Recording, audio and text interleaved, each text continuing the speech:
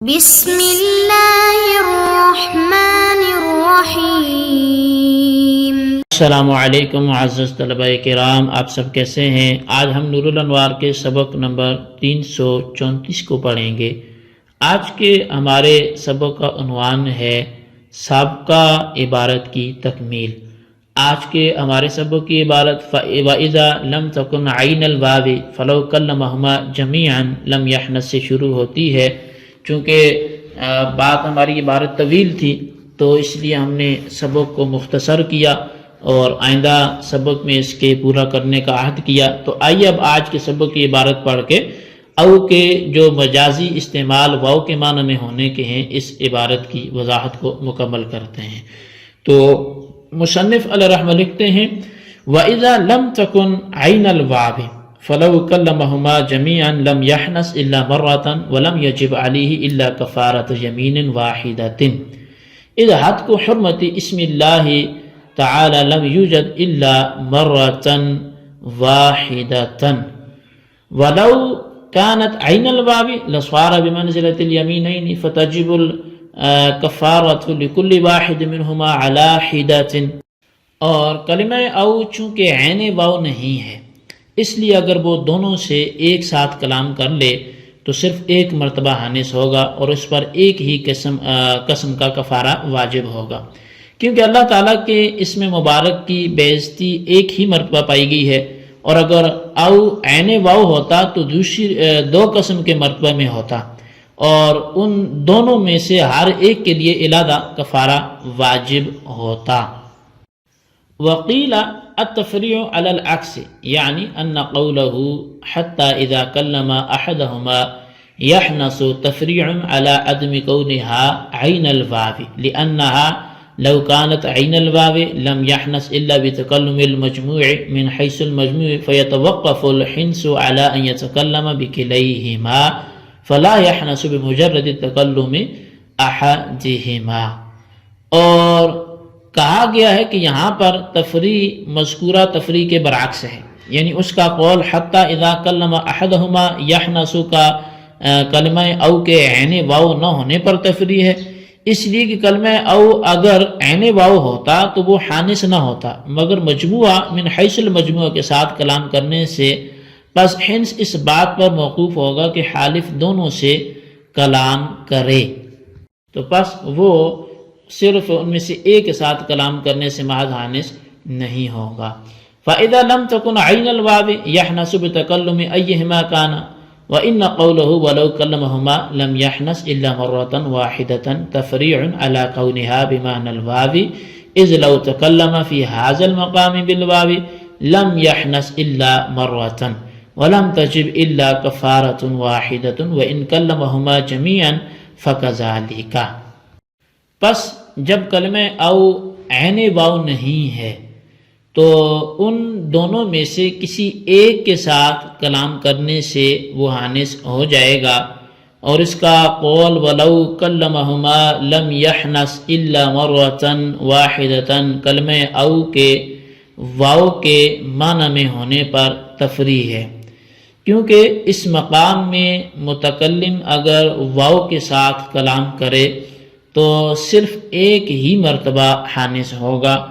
اور صرف ایک ہی کفارہ واجب ہوگا، اگرچہ دونوں سے ایک ساتھ کلام کرے، پس ایسا ہی کلمہ او بھی ہے۔ جی طلبہ کرام، یہ تھی ہمارے آج کے سبق کی عبارت اور اس کا ترجمہ۔ آئیے اب اس کی وضاحت کرتے ہیں، جیسا کہ اس کی وضاحت سابقہ سبق میں جاری بھی ہے۔ آپ نے اگر سابقہ سبق پہلے نہیں پڑھا یا دیکھا تو اس کو پہلے دیکھیں تاکہ اس کے سمجھنے میں بھی آسانی ہو۔ تو بات ہماری یہ چل رہی تھی کہ جو واو کے یہ کلمہ او جو ہے یہ واو کے معنی میں نہ ہوتا تو حالف صرف ایک کے ساتھ کلام کرنے سے حانث ہو جاتا اور یمین مرتفع ہو جاتی، پھر دوسرے کے ساتھ کلام کرنے سے حانث نہ ہوتا، اس لیے کہ کلمہ او احد المذکورین اور احد الامرین کے لیے آتا ہے، یہ دونوں کے لیے نہیں آتا، دونوں میں سے ایک کے لیے آتا ہے، تو یعنی دونوں میں سے ہر ایک کے ساتھ علیحدہ کلام کرنے سے علیحدہ دو بار حانث ہونا اس بات کی دلیل ہوتی ہے کہ یہاں کلمہ او واو کے معنی میں ہے، اور کلمہ او چونکہ عین واو نہیں ہے، اس لیے حالف اگر دونوں سے ایک ساتھ کلام کرے گا تو وہ صرف ایک ہی بار حانث ہوگا، یعنی ایک ہی بار حانث شمار کیا جائے گا اور اس پر صرف ایک یمین کا کفارہ واجب ہوگا،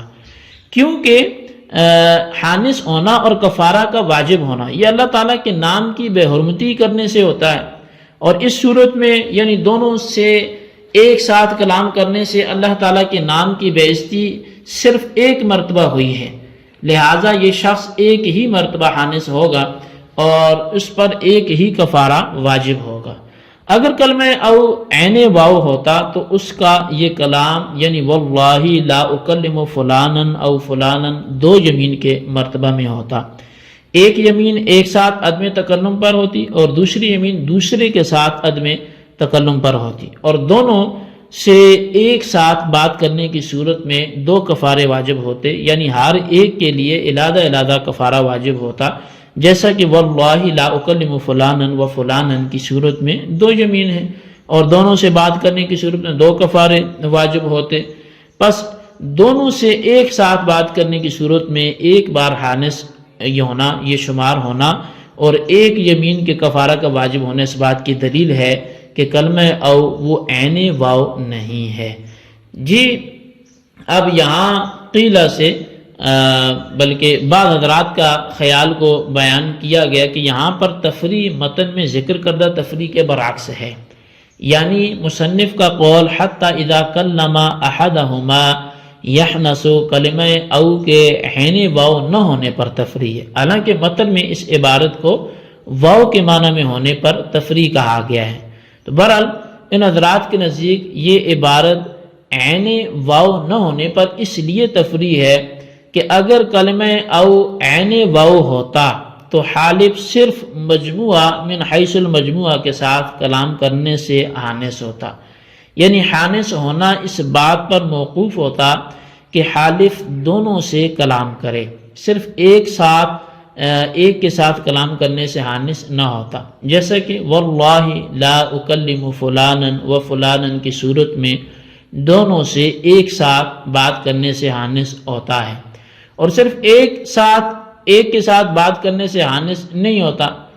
بہرحال کلمہ او چونکہ عین واو نہیں ہے اس لیے دونوں میں سے کسی ایک کے ساتھ بات کرنے سے بھی حانث ہو جاتا ہے،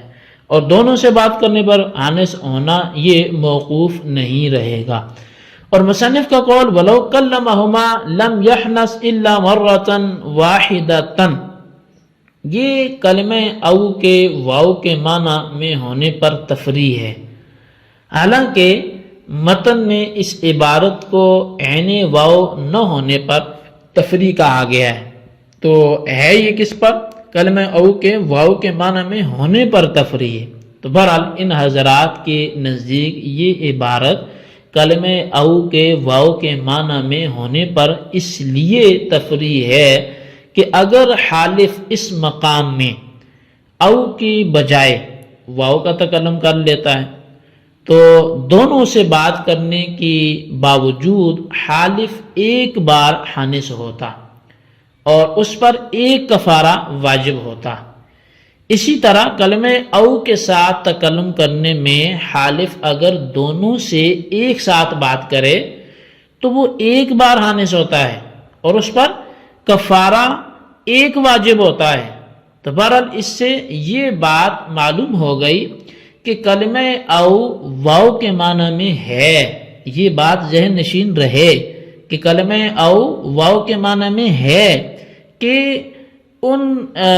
بعض حضرات کے متن کے برعکس بیان کردہ تفریعات کی بنیاد اس بات پر ہے، یعنی یہ بات بھی ہمیں ذہن میں رکھنی ہے کہ بعض حضرات کی متن کے برعکس جو بیان کردہ تفریعات ہیں ان کی بنیاد اس بات پر ہے کہ واو مقارنت پر دلالت کرتا ہے، اور متن میں بیان کردہ تفریعات کی بنیاد اس پر ہے کہ واو صرف عطف کے لیے آتا ہے اور مقارنت پر دلالت نہیں کرتا۔ اگر اس بات کو ملحوظ نہ رکھا گیا تو یہ جو متن اور شرح کے جو مذکورہ مسائل کے درمیان تعارض واقع نظر آ رہا ہے تو پھر یہ اسی وجہ سے آئے گا.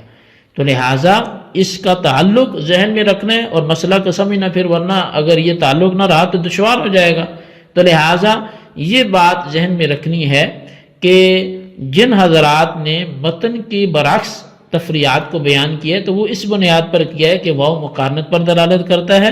اور متن میں جو بیان کردہ تفریعات ہیں وہ اس بنیاد پر ہیں کہ واو صرف عطف کے لیے آتا ہے. تو بہرحال یہ ہمارے آج کے سبق کی عبارت ترجمہ اس کی وضاحت تھی. اس کو اچھی طرح سمجھیں، اس کے خلاصے کو اپنے رجسٹر پر ضرور لکھیں، بالخصوص ان سوالات کے جوابات دیں. سوال نمبر 1 یہ ہے کہ او جو واو کے معنی میں ہوتا ہے تو اس کا واو کے معنی میں ہونا، اس پر کوئی ایک مثال تحریر کریں. اور سوال نمبر 2 یہ ہے کہ جو متن کی عبارت تفریع اور دو آگے آ کے پھر تفریع کی بات ہوئی تو ان میں جو تعارض سمجھ میں آ رہا ہے اس تعارض کا اندفاع کیسے ہوگا، یہ ارتفاع کیسے ہوگا، اس کی وضاحت کریں. اللہ تبارک و تعالیٰ سے دعا ہے جو کچھ ہم نے پڑھا سنوں سے یاد رکھنے کی توفیق نصیب فرمائے. آمین بجاہ نبی الامین صلی اللہ علیہ وسلم.